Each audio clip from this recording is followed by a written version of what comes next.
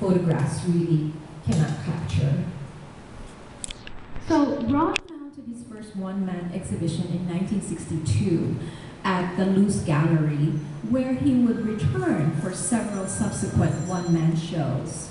Modules and Multiples was his fourth one-man exhibit in 1971, where he explored variations on a single theme, each work consisting of 40 to as many as 200 identical modular units or their variations. And so we have some of those modular units, although we don't have 200 of them, but we do have a number.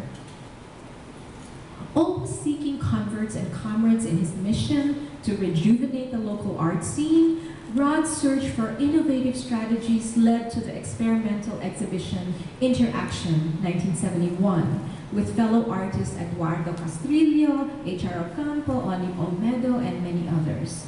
His concept was to create artworks collaboratively with multiple artists interacting on a single canvas or multimedia work, such as this light box, seen here without illumination. He did this with H.R. Ocampo and Florinda Trinidad. And you see it here illuminated, as you'll see it in the dark room. You'll note what I call Rod's avatar, that mask there on top. The collaborations were controversial, but despite the mixed reviews, Rod has achieved one of his goals, which was to enliven the local art scene, in keeping with the high expectations accompanying his return to the Philippines, hailed by one journalist as a milestone in the art history of the country. This article in the Manila Chronicle by Hilda Cordero Fernando features the caption, and I think it's kind of funny, Labo-Labo artists in arty-arty pose, back of the cultural center of the Philippines. So they did have a sense of humor. The artists basked in the limelight of,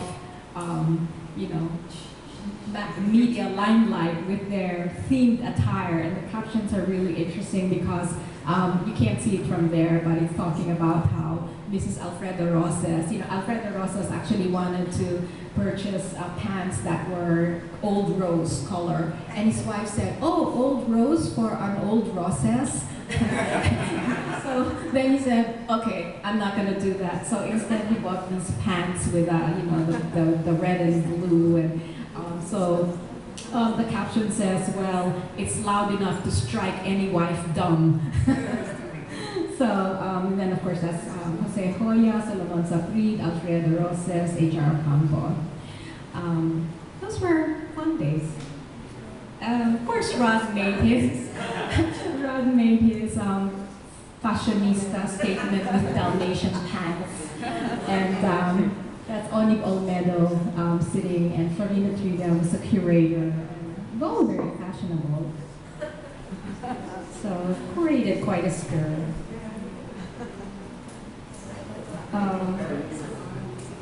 Even the fashion shoots were inspired by artworks, and so here you have live models mirroring Rod's monumental woodblock print, which is on exhibit, entitled Adama. This is derived from the Hebrew word for red clay in the biblical account of man's creation in the book of Genesis. From this word, Adama derives the name Adam, from whom woman was made.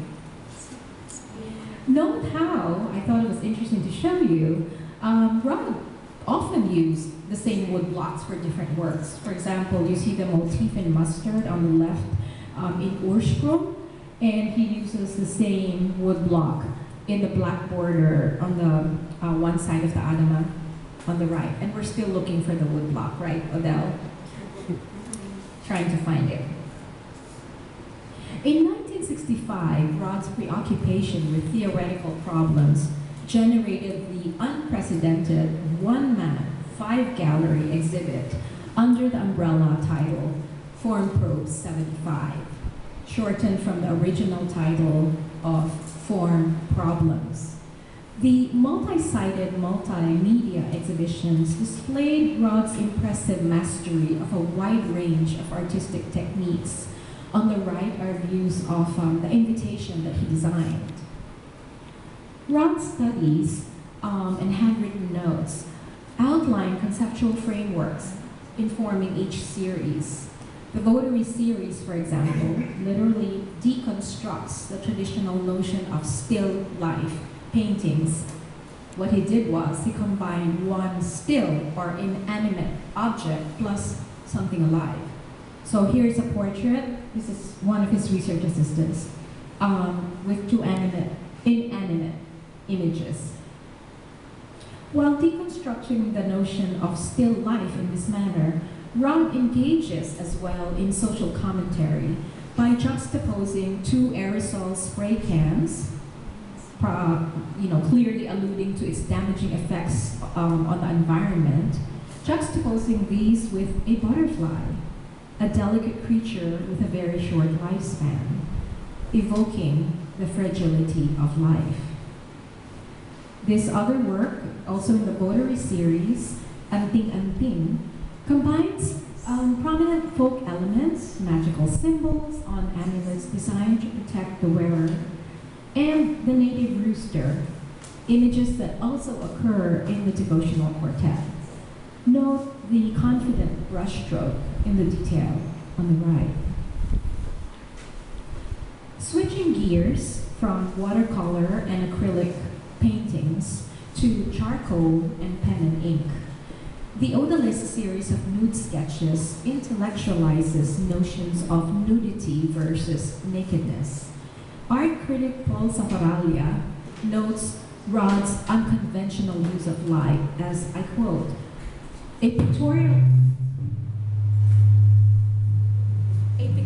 device to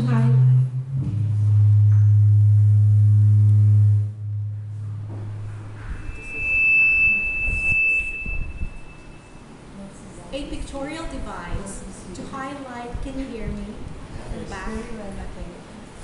A pictorial device to highlight the organic power of form, to create tension and suspense where natural light fails to do so.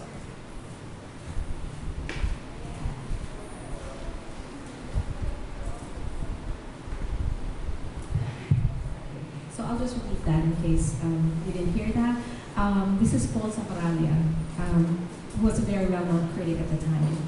So he identifies Rod's use of light as, quote, a pictorial device to highlight the organic power of form, to create tension and suspense where natural light fails to do so. And you see this in this nude sketch that he has, which doesn't really follow natural light, but it's artificial light. But he's trying to create tension by changing natural light. So again, he's working with that whole notion of light and illumination and what light is able to accomplish artistically. Always brimming with ideas for the next project and the next. Rod seemed always in a hurry to accomplish things, perhaps anticipating his possible early passing, whether in casual conversation or in poetry. One poem written in 1976 has particular resonance, and I will read the poem. This morning is a long time ago, and tomorrow is already gone. Rod is shown on the left with artist Vicente Manansala in the 1970s. I love the outfit. Do you like their hairstyle?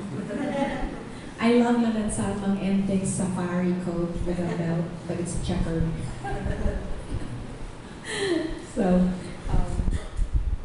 despite his extraordinary accomplishments, Rod remained gracious and deferential to legendary artists who preceded him. he always respectfully addressed Guillermo Tolentino as maestro. And he was always deferential to Vicente Manansala on the left, whom we visited regularly, both of them. We visited them regularly while we were working on their respective biographies. As Rod's undergraduate research assistant at the time, I was a fetus in.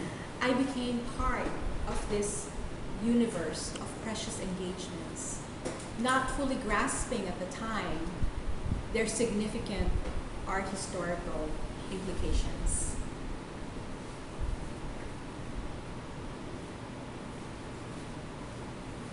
Rod's manuscripts, such as on the left, are artworks in themselves, for he did not compose with computerized word files as most of us do. On the right, the Manansala book launch in 1980 with Rod and the book's photographer, Anami Gutierrez. She didn't make it. She didn't make it. And a partial view of Odell, his son. But it's hard to see him. Photo by me. Photo by Lido.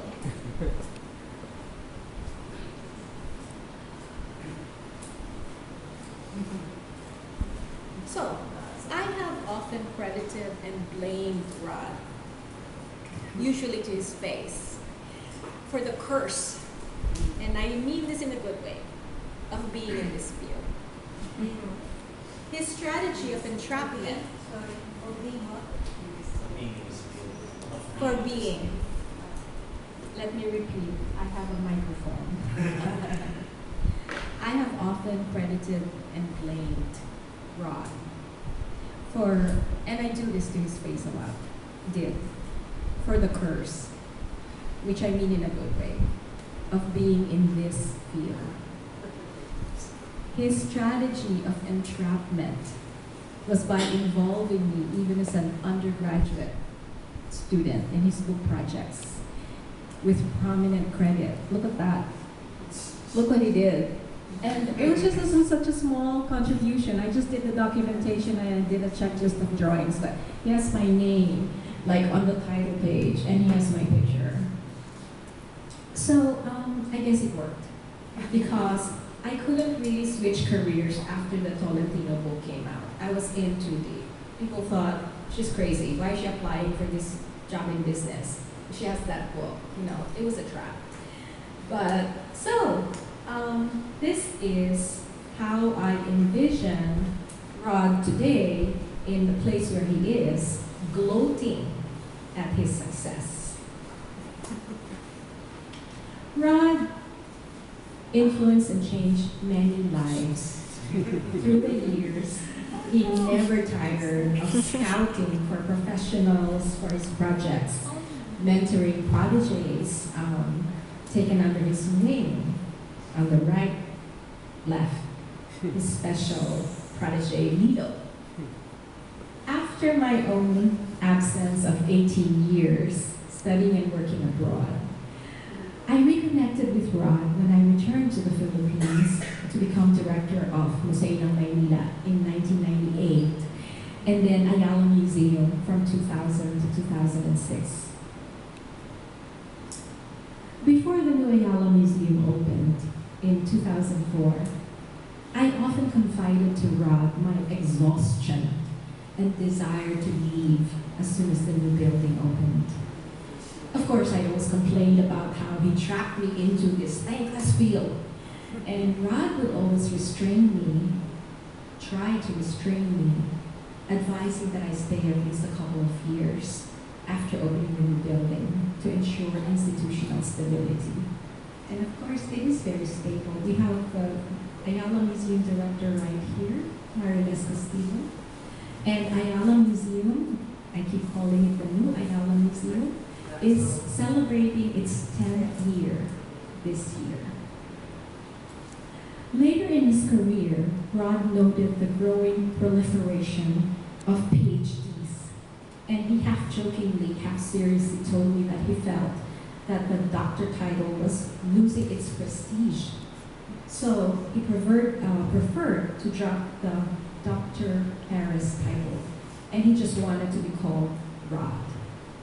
typical. Rod always had to be different from the rest of us. So I actually had to chop off a bunch of things that I was going to say because I was reading it to my kids and I started crying. So I'm going to end here. And again, I would like to thank the Ateneo Art Gallery for making this exhibition possible. My thanks to Richie, Yael, Odell and Lilo, Joel and Thea, Feli Pan, I don't know if she's here, my daughter Phoebe, whom I ensnared to do the documentation, and my daughter Julia for being here, and I thank UP Professor Ruping Alonso, my brother-in-law, for providing shelter and sustenance for us during our stay here. So thank you all for coming, and please enjoy the exhibit on the other side.